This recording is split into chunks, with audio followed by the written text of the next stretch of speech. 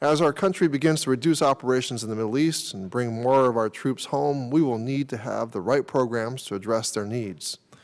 We have spent $263 million on the long-term solution, and many questions still remain regarding the system's effectiveness, its completion, and our return on investment.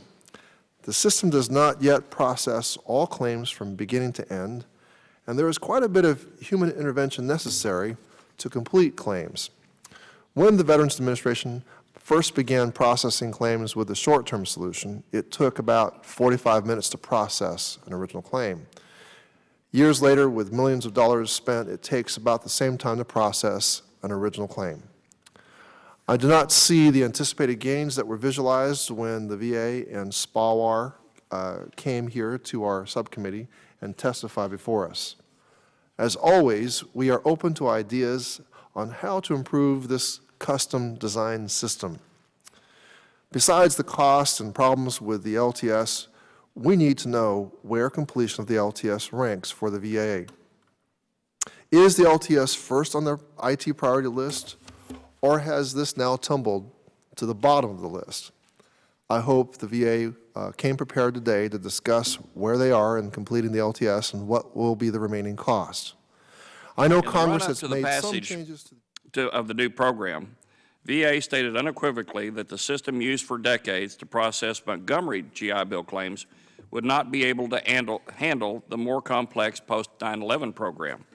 So Congress authorized $100 million to develop a new system, what is now called the Long-Term Solution, or LTS. Since the post-9/11 GI Bill became law, this subcommittee has held at least 7 hearings on the program, without making the system and its components, the system and its information more accessible to veterans and schools. It is not complete.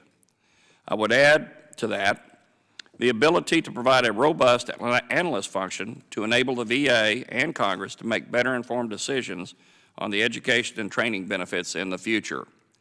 VA has now spent about $236 million on the LTS, and without adding such functions, it would be like buying a luxury car without air conditioning, heated seats, and a satellite radio.